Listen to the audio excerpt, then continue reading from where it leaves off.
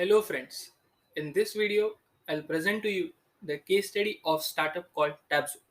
We will try to understand why Tapzo failed. So let's dive in. So Tapzo was India's first all-in-one app that allowed users to access 35 plus apps in a single app. So Tapzo basically was a super app and had different apps on its platform like Uber, Ola, Swiggy, Zomato, Airtel, etc. The app allowed customers to use multiple apps from its platform, thereby doing away with the need for downloading multiple apps and blocking storage space. So, here is what the founder of Tabzo said. So, most users with Android phones run out of space, and therefore, most apps see a 80% uninstall rate within a couple of months. So, their vision was to solve this problem, and this was a genuine problem. Even you might have mostly faced this problem.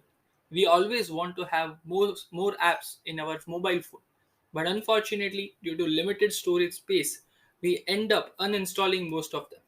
So this was the problem that Tabzo wanted to solve. Tabzo raised funding of $33.5 million dollars in 5 rounds.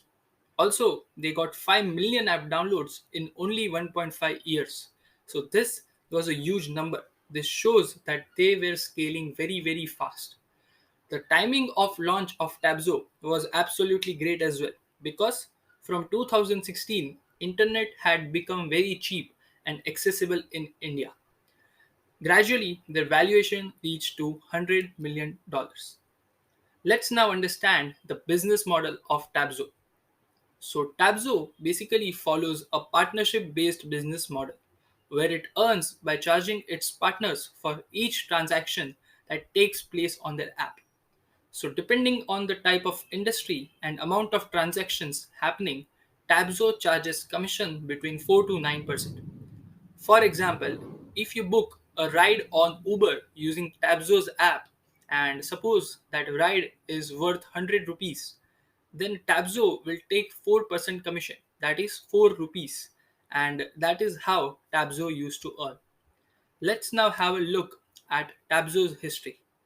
So the history is such that the founder of Tapzo, Ankur, launched Akosha, which was a complaint redressal forum, which used to address customer complaints. Akosha handled over 320,000 customer inquiries every month over their website and through telephone, and so were rapidly going. But the growth was so fast that they were not able to hire enough manpower to address this growth. And so they pivoted to a startup called HelpChat. So basically, after 5 years of operation, Akosha got pivoted into HelpChat, which was focused entirely on using chat as mode of communication with its users. Now, why did he take this step? He took this step so that they could scale their model because a chat can handle thousands and lakhs of users. But that was not the case initially with Akosha. Akosha required huge manpower to handle customer complaints. So basically, since they had, collected the data of 5 years of customer complaints, they knew what kind of customer complaints came mostly. And so HelpChat was powered by machine learning, and this was clearly a more scalable model. But this was just an assumption of the founder of Tabzo. What happened is that in reality, HelpChat failed as people did not wanted answers from an algorithm. People did not wanted support from chat. What people actually wanted is personal human interaction. And since this chat did not have human touch, HelpChat gradually failed. So HelpChat started in year 2015 and unfortunately failed only in 1 year. That is, it failed in 2016. So the founder Ankur again pivoted the business model. He entered into new business. He pivoted into Tabzo. And the Tabzo is something that I explained you earlier, which was an app aggregator platform. Let's now understand how it ended for them. So finally what happened is Amazon acquired Tabzo for $40 million. Now you may ask that Tabzo's valuation was $100 million. how did the valuation drop? So what happened is there was a time when Tabzo saw a huge number of downloads, but gradually the customer behavior was such that people preferred having different apps for different work. The concept of super app saw decline in India. People did not wanted to use multiple apps in a single app.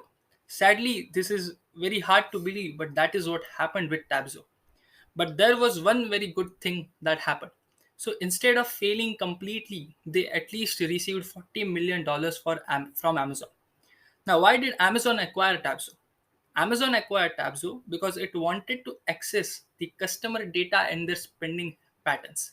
Since there were millions of transactions that happened via Tabzo, Tabzo had huge customer data. And this was what exactly Amazon wanted. That is why it got acquired for $40 million. Let's now understand why Tabzo failed. So frequent pivots was one of the main reason behind Tabzo's failure because frequent pivots involves making different products which in turns lead to massive cash burn. Now let me explain you this. Pivots means basically changing the business model or entering into new product, introducing new product in a startup. So Tabzo started in 2010 as Akosha, which was customer support addressing platform, which then pivoted to Help Chat. And Help Chat failed, and so the founder launched Tabzo. So these are three different businesses. And so this involved making three different products. And obviously, it will lead to massive cash burn. So, over the longer run, it was observed that most people preferred using individual apps, as I told you earlier, over using a single all in one app. And that was the main reason that Tabzo failed. So, basically, the idea was fascinating, but something that customer behavior did not support. While working on Help Chat, 30% of customer complaints went unresolved, and so the users were not satisfied with the company. This was the reason why Help Chat failed. Because, as I told you, the machine learning algorithm was able to capture only a certain number of complaints as per the data collected earlier. But what about the new complaints? Tabzo failed to understand this. The new customer complaints were not resolved, and unfortunately, Help Chat had to fail, and Tabzo failed as well. So, what are the key learnings for you? Let's understand that. So, the first learning is frequent pivots can be dangerous. Make sure you pivot only after backing your reason to pivot with data. Here, Akosha assumed that creating a chat platform to answer customer queries would help them scale their platform. But unfortunately, there was no data to back this assumption. The founder just thought that converting Akosha to help chat would help them scale. But due to lack of human touch in platform, help chat failed. So make sure whenever you are pivoting, that is whenever you are changing your business or launching new product categories, there has to be data that supports that why you are pivoting. It's not like just a thought came in your mind that this would scale and you pivot. That is going to end in failure for sure. The second learning is that frequent pivots create difficulty raising funds as investors see that you don't have a vision. Tabzo failed to raise funds as they pivoted again and again. Now, what does this mean? Now, investors invest in your startup so that they could get a significant return in 2 to 5 years or in 10 years. Now, how would investor invest in a founder like Ankur? Because Ankur keeps on changing his business. First, he launched Akosha, then he went to Help Chat, then he launched Tabzo. How will investor be guaranteed that he is going to get huge returns? So basically, it will be difficult for you to raise funds if you don't have a particular vision. You don't know where to go. Investors love founders who have a particular vision and are working towards that vision instead of founders who are just changing their businesses in years. So, this was the second learning. The third learning is that if your business fails, no problem. You should analyze what part of your business can still be helpful for some bigger player. In this case, Tabzo failed, but its data was helpful for business like Amazon, and so it got acquired. One more example could be that Blinkit, which was Grofers, which was a grocery delivery startup, got acquired by Zomato so that Zomato could enter into grocery delivery space to compete with its competitors Swiggy. So basically, if your business fails, analyze that what part of your business could be beneficial for some other company. This can be really helpful and save your startup completely, right?